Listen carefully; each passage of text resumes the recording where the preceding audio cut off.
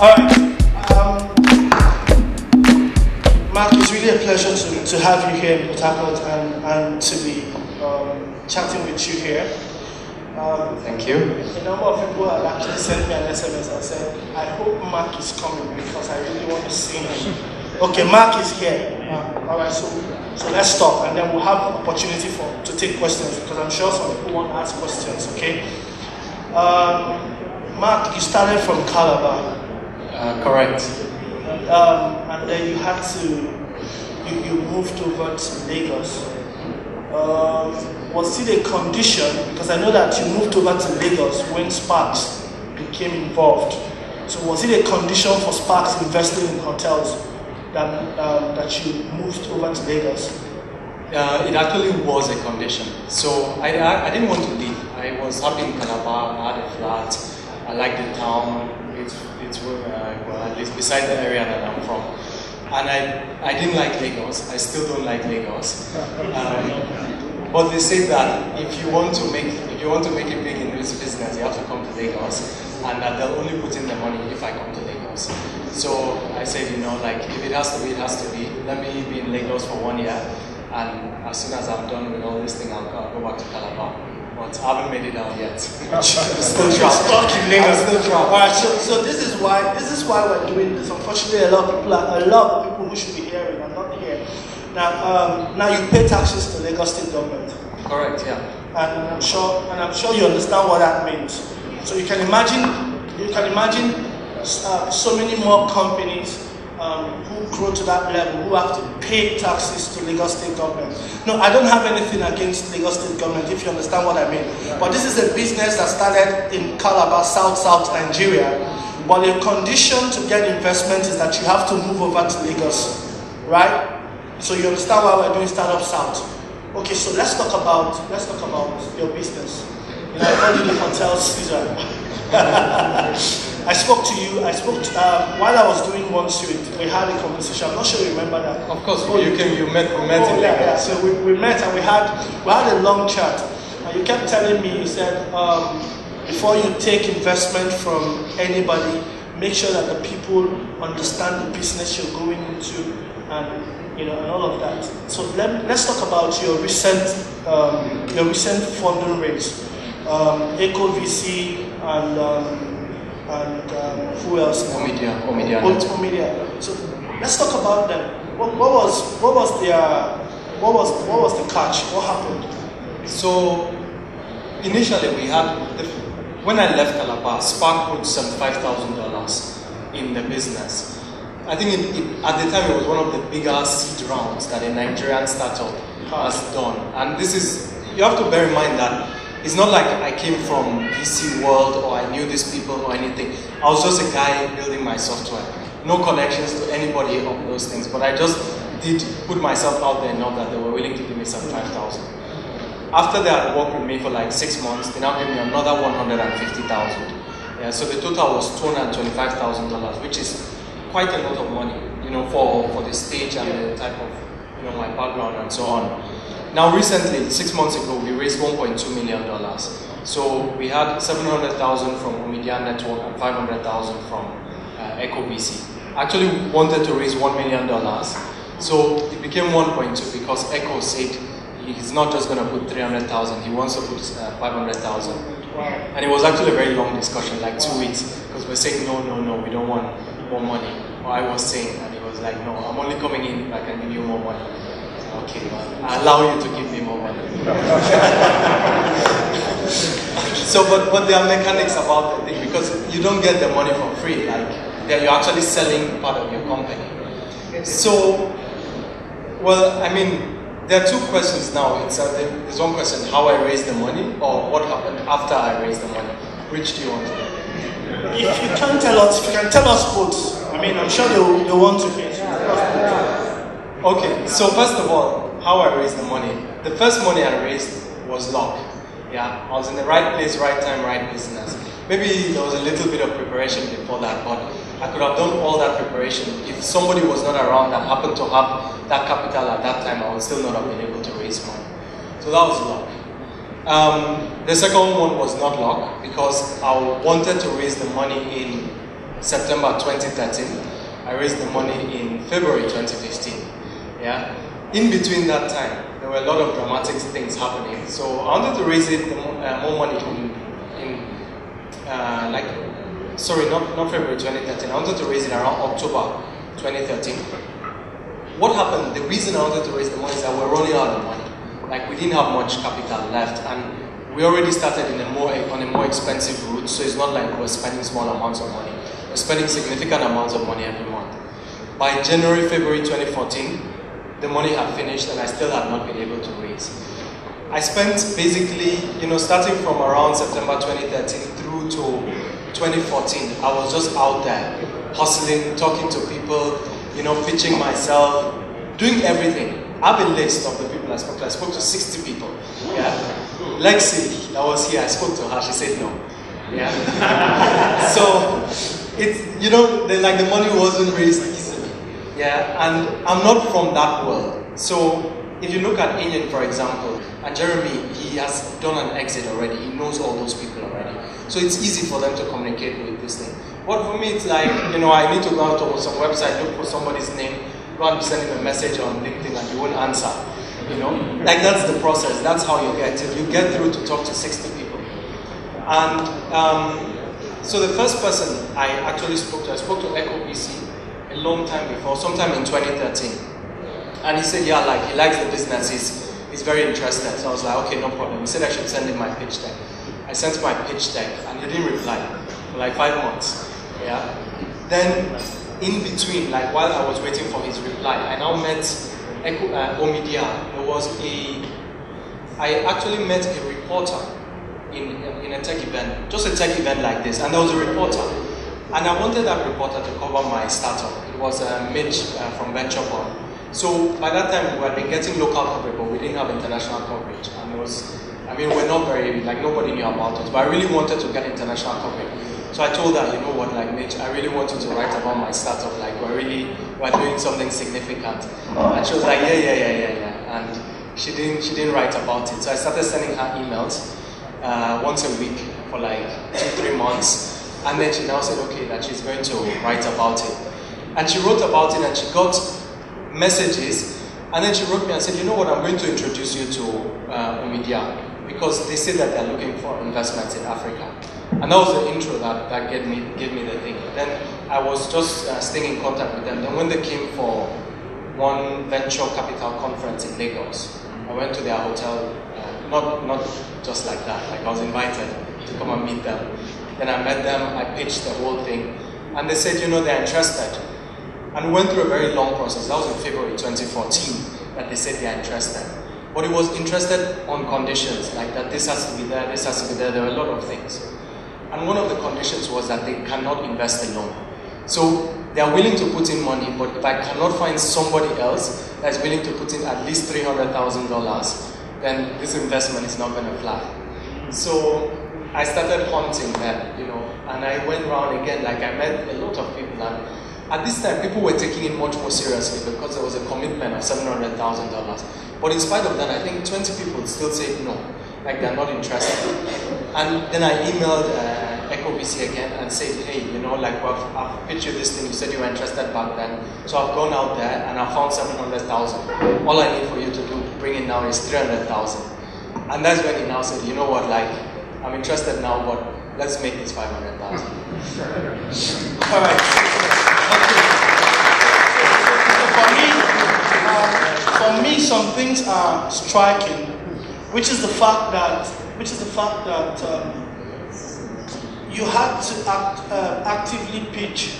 You had to actively pitch the press the same way you were pitching investors. And then a lot of us don't understand that you have to pitch the press. I mean, you just think that you sit down and the press has to discover you, right? Yeah. No, it's not that way. So, a lot of people, you see Hotels.ng is featured in the press, right? Like, a lot of people know me because we are featured in the press. And they think it comes naturally. It doesn't. Like, we actually sit down, conference table. What is the story? What are we going to tell the press? Like, what is interesting? What can be featured? We come up with an angle. Somebody will draft out the email, and if it's a friend of mine, so I try and keep the press to be friendly with me. If it's a friend of mine, I'll send it like, like, hey, Bankole, how you doing? Like, what do you think of this story? This is something you'd like to write. And if I meet any press and I see the person like doing interesting stuff, I'll become friends with them. Because as a CEO, that is one of your jobs. Like, you're not a manager of the company. That's not your primary job. Your primary job is raising awareness for your startup and raising money for your startup. So you have to take that job as seriously as any other job that you are doing now. Wow. As a CEO, you're not just managing the company, you have to create awareness for your startup. Okay, let's talk about this. I was going to ask, why didn't Spark come in? Because I mean, Essien and Co. Okay, this will lead me to the second question. Essien and Co. were already the seed stage and the first round, right? Yeah. Because the second raise you did was the first round, Series A, right? The second $150,000. No, that wasn't Series A. That was still part of it. That was still part of the seed stage. Yeah. Okay, it was conditional. Not really. It was a new investment, but just from the terminology there, we didn't take it out of seed. Okay. 150,000 is too small to be term Series A. Okay. So that's why. It's just been grouped from the terminology. Okay. I see. So at what percentage, if you don't mind, at what percentage was Spark investing that? At a very aggressive percentage. Okay. What this means figure based. is you mean the equity, percentage, like the amount of the company that They took enough percentage for me to be very unhappy. Yeah. but luckily for me, so I'm a very practical person. If that is what is on the table, you take what's on the table. Because you're not going to walk away and then somebody will come and beg you to give you money. It's not going to happen, right? If somebody is willing to give you money and they're talking like aggressive percentages, do your negotiation. But if they walk away, call them back. Yeah, like it's a market. Like there's not so many people buying your product here. So I'm lucky in that I'm a single founder and I was holding 100% of the company. When you're holding 100% of the company, it's okay to give away somewhat large percentages. You can't give away more than half of your company, but you can give away significant amounts. When you have 5 people, you probably should not be giving away 40% of the company because each of you then has like 13% or something. It's too small. By the time you get diluted in later rounds, you find out that there's no point. You have just wasted your time there. So you have to be aware of the particular situation you are in. You have to be aware how much capital is available for you in the first place, and then based off that, make the best possible decision at that time. But if there is no other option, don't wait. Like you don't know what is coming in the future. Like if there's really nothing else in the market, then take what is available to you. Wow. So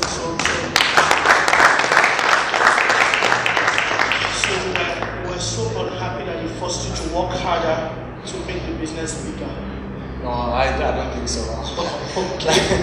I don't think an investor taking too much equity makes people work harder. It demotivates you. Like there are people that so I got the best deal in Spark, and my deal was not a great deal.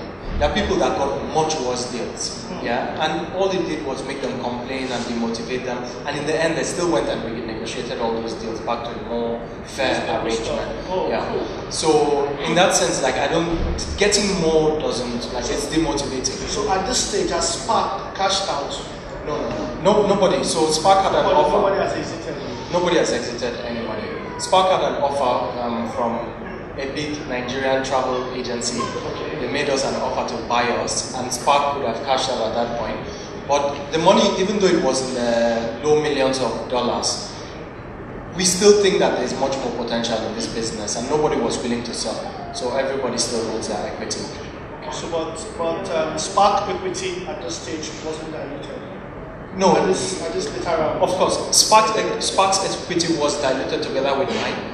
So when somebody comes in with more, then everybody that is existent gets their equity diluted. So Spark's equity was diluted, and it was further diluted in that Spark and myself are paying for the employee shares. So we are the ones that are taking from our equity to give the employees. Yeah, let's talk about the employee shares, because I don't think a great deal of people understand what that means here. So let's talk about ESOP. Okay. Tell me how it works and how it's working for you. So generally, what this means is that 10% of Hotels.ng is allocated towards giving employees shares in the company. So we have 100,000 shares. That's the total amount. It means that 10,000 shares are available for any employee. So we can use it either to reward people that have been working for a while, or we can use it when we're trying to recruit somebody. Maybe the person could be too expensive for us naturally. But we say, if you believe in this company, you make this company work, then these shares that you own could become something. And let me pitch something here. Now, a typical employee gets about 60 shares every year, or 150 shares of Hotels.ng out of the 100,000 every single year. That may not be like a massive amount of shares, but it's still worth some thousands of dollars, right? Maybe $8,000 or so. And that's the value now. You could work at the company for 2 years, you leave. The company goes on to become mega successful. Suddenly you find out, I've got $300,000 sitting in my shares somewhere, and I can go cash that out, right? And that's the value proposition that we give to people that are coming to work at Hotels.ng, which is, come work with us for 3 years, go off. You own your shares, you own a part of this company. Now, if it turns out successful, it would have been like you bought your land in Lekki. 10 years later, you find out that you are now a rich guy from that. Wow. So just in case there's anybody very talented that wants to work at Hotels.ng, that's one of the things you get. Okay. All right, so I'm just going to talk about your team. Okay. Was it a significant factor in the investment you got? No, at the stage that we are at Series A, it wasn't really the team. So it would have been the senior team. But I am the senior team, at this stage, unfortunately for me. I think like people were looking at me and looking at my ability and if I have the persistence and have the intelligence to make this business work. But my team, as of when we raised the A, was very junior. And it's now that we are kind of trying to seniorize the team, as they always put it so nicely. That means hiring people that are highly trained to come and be above everybody that's worked very hard in the company. But that's okay, because in the end, you actually need people with experience to be able to build a big business. As we proceed, as we go to Series B, the quality of the team becomes one of the critical factors. So if between Series A and Series B, I still come and I say, you know what, I'm the big man in this business, everybody reports to me, I won't be able to raise a Series B. So part of the things that needs to happen for me to progress the business is that I need very capable hands running different aspects of the business. Okay, you blogged so much. The last speaker talked about blogging, and Essien blogged so much that he has Essien.com. Yeah. And you talked quite a lot of posts, really. And I'm wondering, was all of that part of the posturing to get people to notice Hotels.ng? So I'm a natural writer. I'm a prolific writer by nature. Okay. That means I write all the time.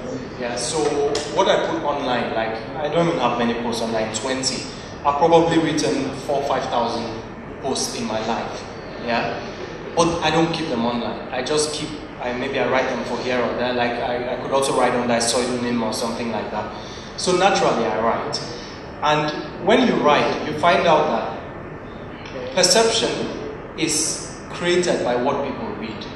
Reality is created. It exists only in what is documented. Now, when you document yourself in a particular way, or you document your story in a particular way, it becomes the truth. So, an essential part of building your personal brand and your company brand is that you write about things the way you want to be seen, right? So everything that people perceive of me or how they perceive me, it's probably not really how I am. It's not the nuance of everything that exists about me. It's just what they read. And what they read, I'm going to read it. I'm going to look at it and think about how are people going to see this? How are people going to perceive me after they see this? And then that's when I put it online.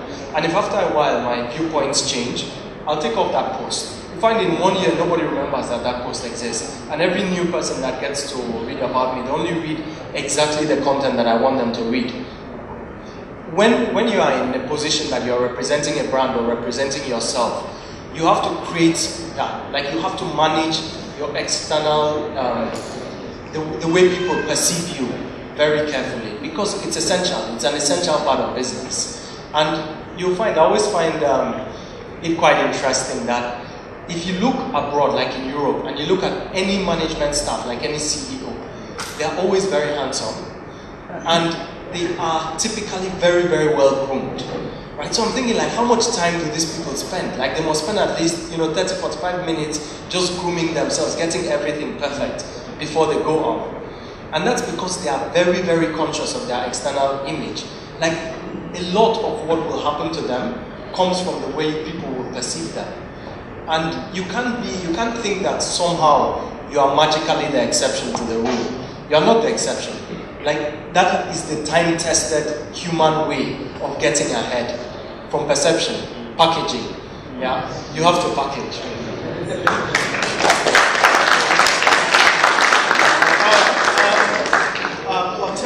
Hotels is branching out into Ghana. How soon do we expect to launch? What is the most difficult aspect of expansion for you?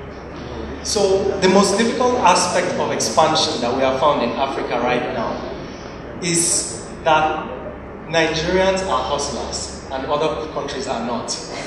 Like, the first thing we always do is we just go and get hotels, yeah? Nigeria is very easy. Just say, you know what, guy, I'm paying you 5,000 naira per hotel. You have Nigerians coming. Like, people do this job for you easily.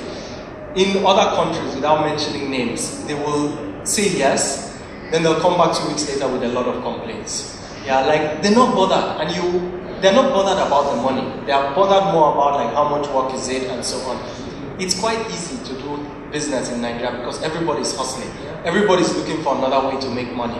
In other countries, they are relaxed, like, they have their food or whatever, and they chill mostly, So it's a difficult part for us to expand. Like, we kind of had to have a mental awakening, that not everybody is that concerned about what like, it's a different culture, and we have to learn how other cultures work before we can actually, expand successfully. So do we have, is there a date or something?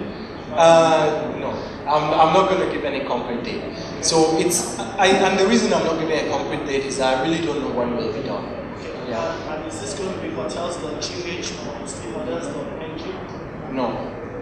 When I bought Hotels.ng, the domain, I paid $3,000 for it. That was before I got any funding. I used my own money because I believed in this thing. Yeah, I said I'm going to find $3,000, like 400,000 naira at the time, and I'll buy this thing, and I got the money, I bought it. Now, getting similar domains for other countries is impossible. Like, people put like $100,000, and then I'm like, keep it, do what you want with it. Like, I'll find another name. And so we are not going to launch with hotels of anything. We are going to launch with brand names for each individual country. Okay.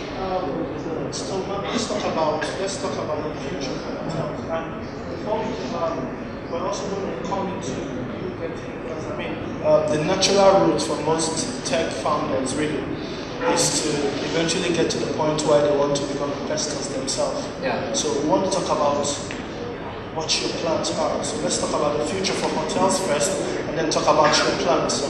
So my future for Hotels.ng, I see us as being very early stage in this market.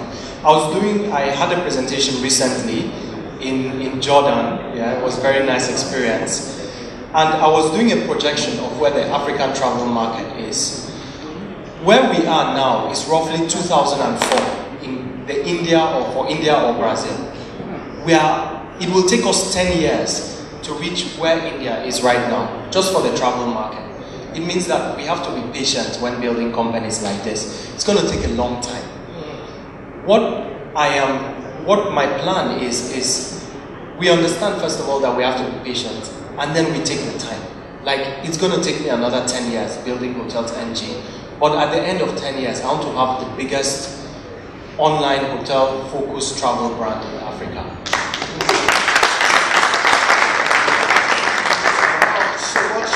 what's your plan investment-wise?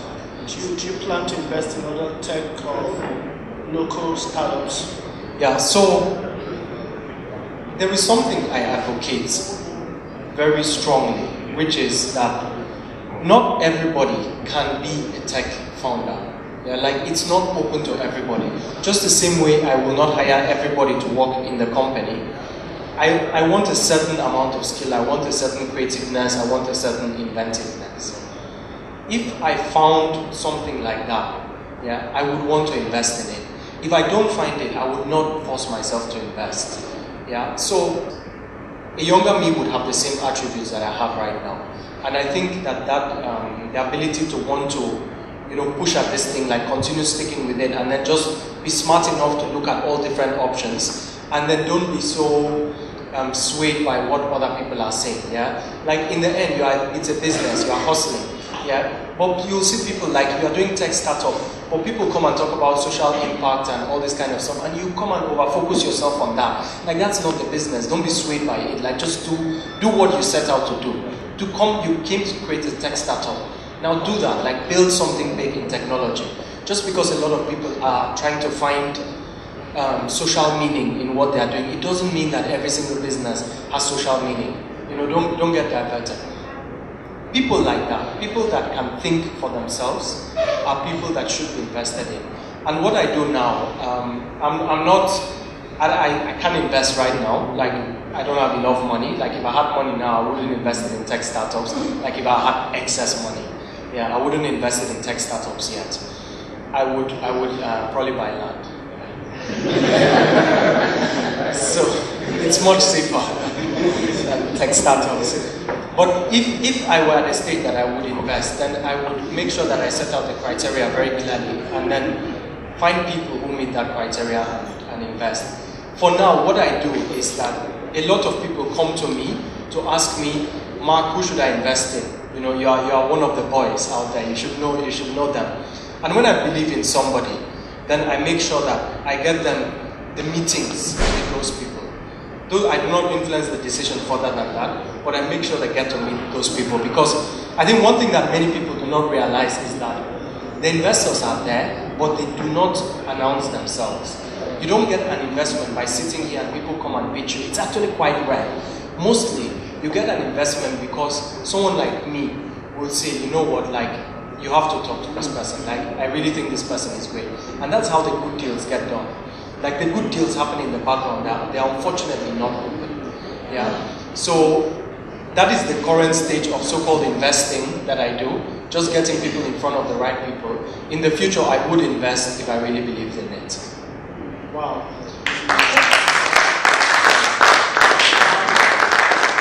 I have so many more questions, but I think at this stage, it would just be wise to allow us take 2 or 3 questions from the audience. I'm just wondering how we're going to do this, because we have more than 3 hands up. So do we cast flood? Huh? That's the 3 question. Yeah, so how do we do this? One after the other. We want to just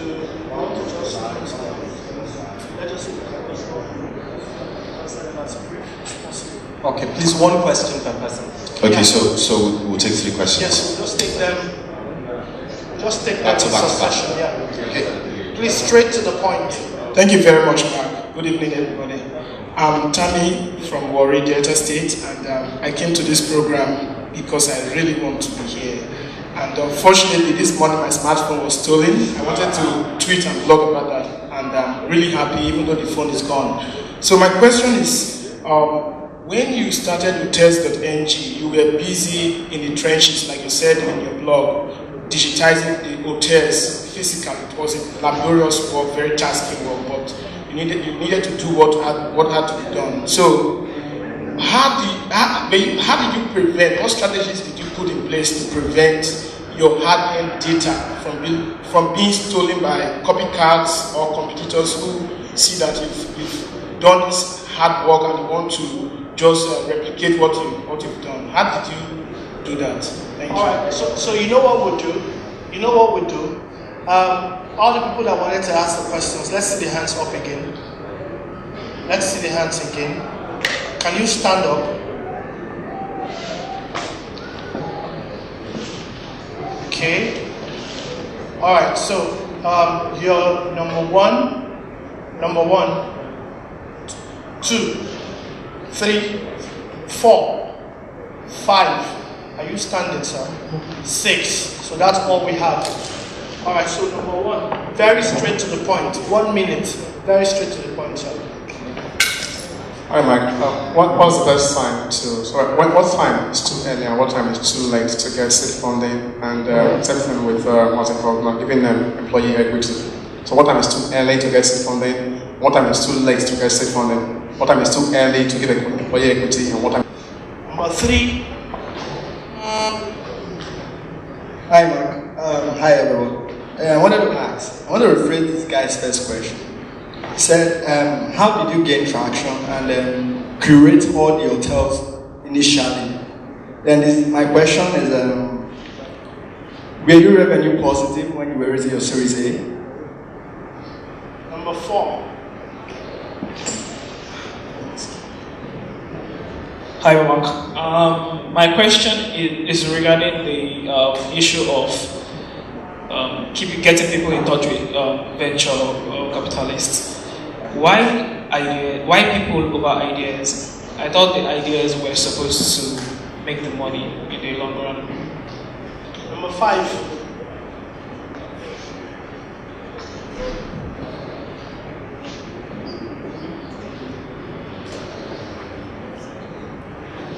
Walter Bekwa, my name. I represent an organization that helps individuals build their capacity in entrepreneurship. We've had this concept, we've believed that building your capacity first before delving into entrepreneurship is critical. I've been studying you all of this time you've been talking, the body language, the disposition, especially your knowledge of financial issues, and in fact, your in-depth knowledge of business. I had to quickly go through your profile. You come from an engineering background. I want to ask, how did you acquire your business skills? The financials, the pitching, the marketing, the selling, because these are very important for our young people. Thank you. Number 6.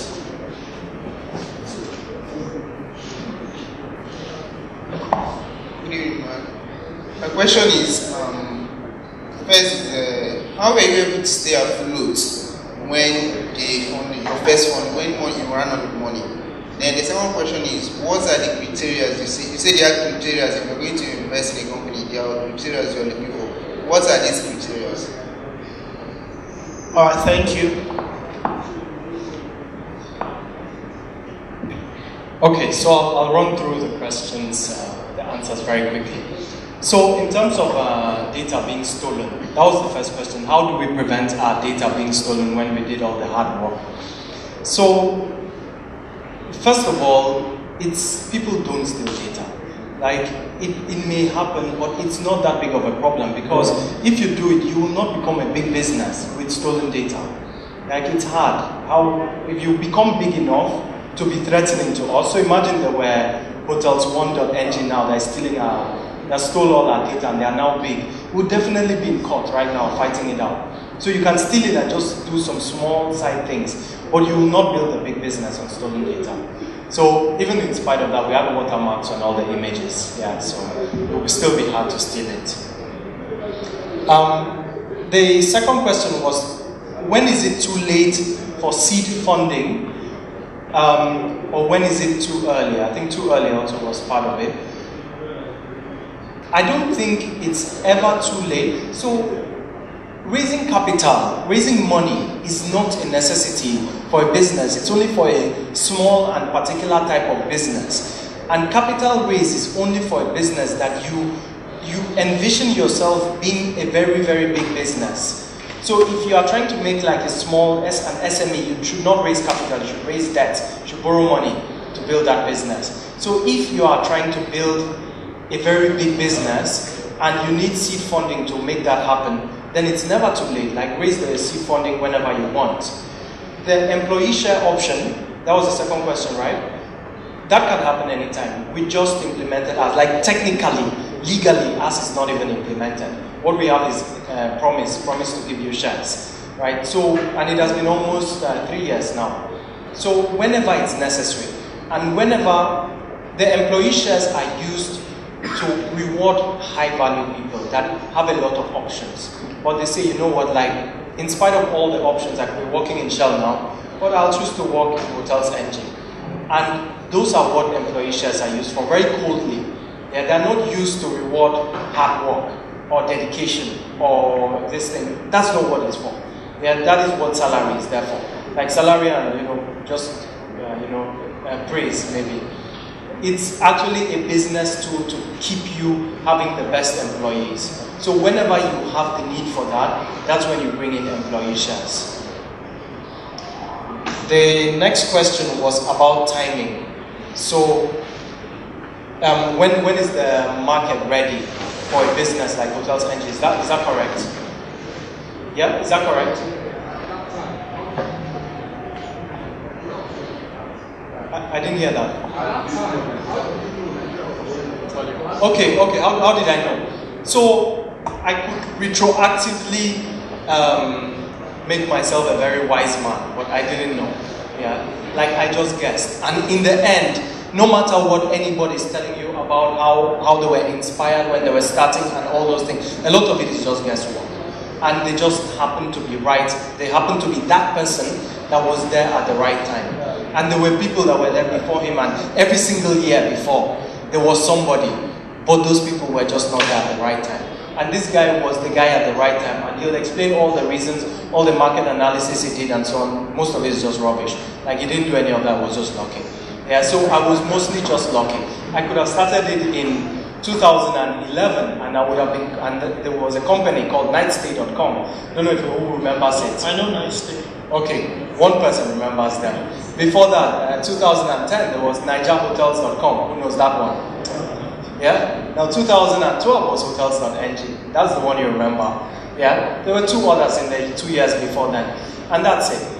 Somebody wrote on a blog somewhere, one of those American VCs, that when you feel that you are too late, that's when it's right. That's when the market is right. Yeah? Generally, don't enter a market that feels early. It's risky. You have to feel like it's your industry and everybody is doing it. And it turns out, because you are in that industry, it feels like everybody is doing it.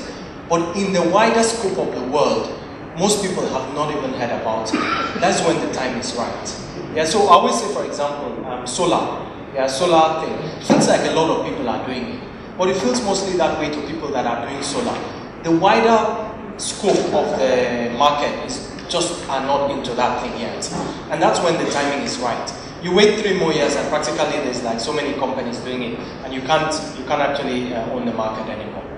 So you just guess, hope that you are lucky. If you're unlucky, reinvent yourself every year. Then the next question was about if we are profitable. Was that the question? Was it if we are profitable or? Yeah, so I'll combine that with the other question of were we profitable as of the time we raised the Series A. We are not profitable, but that is because of how we are running the business. We are currently running in growth mode. If I wanted to be profitable right now, I can make a call and say fire half of the team, stop this and this activities, and we'll be instantly profitable. It's because we make fair amounts of money, and the money can actually support the business. What Chinenye was saying earlier about unit economics, please know your unit economics. What this means is this: if it costs you 100 naira to produce pure water, and you're selling pure water at 70 naira, and you raise $1 million, your $1 million will finish, and you will still not have a profitable business because the unit economics of your business are wrong. If it costs you 100 naira to produce pure water and you sell it for 110 naira, sounds like good unit economics, right? So you should be able to make a profitable business. But maybe you didn't factor in your overhead. you didn't factor in the cost of repairing your bus, your delivery buses, once your delivery bus is spoiled. So you factor that in, you find out that combined cost is now 111 naira. Bad unit economics, you'll never be profitable, right? If, however, you are producing orange juice at 100 naira and you're selling it at 600 naira because it's a premium product, you have a 500 naira margin. Taking all your overheads, that's another 200. So you're left with, I don't know, 200 or something. That's when you can build a profitable business because your unit economics check out. And that's the situation that we are in. Our unit economics are fine. Because of that, we can always be profitable whenever we want. But if we're in growth mode, we invest a lot. When there's a lot of capital in the bank, you don't want to just keep it for some far away time. You have to invest the money. And so we invest the money internally and we are not profitable right now. But anytime we wanted, we could be. As of the time we raised our Series A, we were running profitably. We ran 1 year long, for one full entire year. Team of 25 people were financing ourselves every single month. Some months it was hard paying salaries, but we managed it, we were able to raise money. Then the next question was about people versus ideas, which is more important. A good person will typically not have a bad idea. It's quite rare. If a person has a bad idea, if a good person has a bad idea, he'll tend to correct it very, very quickly. He's not going to stick with a bad idea for very long. A person who sticks with a bad idea for a long amount of time was generally not a good person, like he couldn't have made that business work. So, for that reason, it's better to make sure that the person is right over the idea. You can fix the idea, you can't fix the person. Yeah, you give a scammer all that money, he's still gonna scam you. Yeah, but if you give somebody that is honest the money, his idea may have been bad, but he can always correct it to a good idea. But your money is safe. So it's better to bet on the ideas, but it's better to bet on the people, but exclusively betting on the people, even though they come up with consistently bad ideas, is probably a sign that the people are not as great as you think. Then the next question was, how did I acquire finance skills? So, entrepreneurial skill. An entrepreneurial skill. So yes, I'm definitely 100% from an engineering background, and it's something that I very much enjoy doing and will continue doing. I'm somewhat smart. I'm not very smart. I used to take 5th in Federal when I was in Federal. Yeah, so I always say that is the cutoff mark. Everybody from 5th to 1st, like you guys are okay. Yeah? You guys will probably make it. If you're taking 20th, I'm not sure you're going to make it. Yeah, without discrimination. Some smart is required to do this thing, but you don't need to be the guy that was like first and he was beating everybody. The guy that used to take first is currently working in an oil company. He's doing all right. Yeah, but the guys that do best tend to be around that 5th position. So, now how did I acquire the skill? I did my master's in Germany, and I did it in one of the most difficult universities in Germany. And before I actually started it, I was extremely doubtful of myself. I wasn't sure that I could do that stuff because I was looking at all those guys that were doing PhD and so on, and those guys were very smart. They were lecturing us, right? So I could see like they knew so many different things about all this stuff. But I said, because when I did my bachelor's, it was kind of in a bad school, and I thought, so I can later get a good job. Let me go and get a master's in a good school. So I went to do that master's, and I said, I'm going to try this thing. And when I did it, I spent some time on it, and I found out that all that stuff that was so hard, I actually learned it in the end. And I like everything that I did not understand, I'll read a science paper and I cannot grasp it. And I'll read it over and over again. And at the end of 2 weeks, I kind of understand what this is all about. At the end of 1 month, it becomes simple. It's not just I understand it, of course, this is simple stuff. And that's how everything has been. When I started looking at things like, cap tables or, like all this equity position or an ESOP or what is a convertible note and so on. Those were just words. I had no idea what they meant, and they look incredibly complex. You work with them for like a month, you understand it perfectly. And that I found out that that's how almost everything has been. If you spend enough time studying it and you have some minimum amount of smarts, you get it sooner or later. You know, and I've done that in finance, like I've done that in law. When we were doing our Series A, frankly, the company could not finance a lawyer.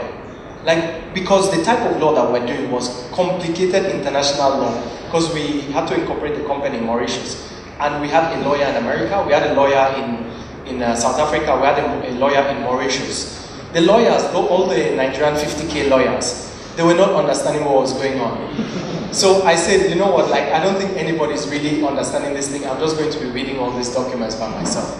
And that's what I did.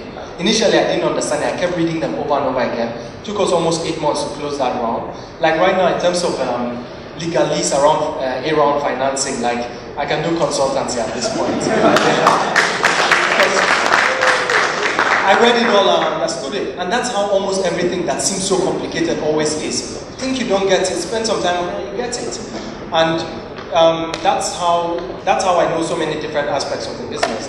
Because I just spent some time in it, and everybody can practically learn everything there is to know out there.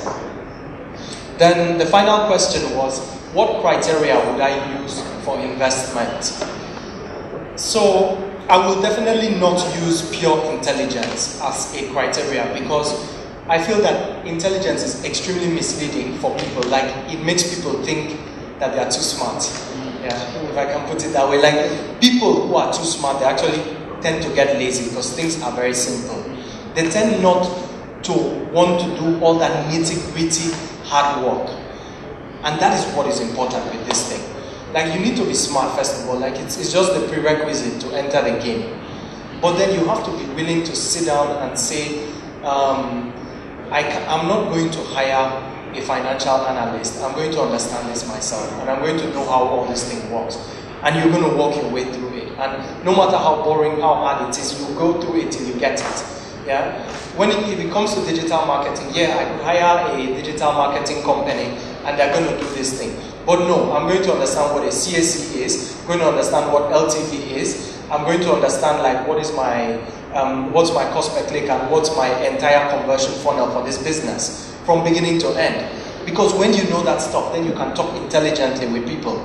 If you don't know it, then people are just going to come and tell you some random stuff. I learned coding, so the Achilles heel of many people, which is code, I know that naturally. But there's so many things I didn't know. I didn't know legal, I didn't know finance, I didn't know digital marketing. Yeah, but I sat down and I learned all that stuff. That is the criteria that is needed. Somebody that is intelligent and is actually going to understand that this is a very long game.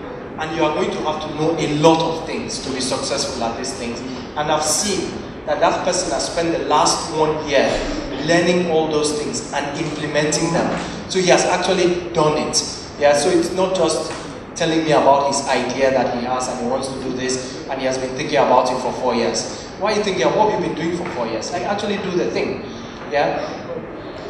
Anybody who is smart enough, persistent enough, and has actually put those things to use to take the company to a level, and he needs me or something that I have to take it to the next level, that's when I'm willing to invest. I'm not there to take you to the first level. I'm there to take you to the next level. Wow.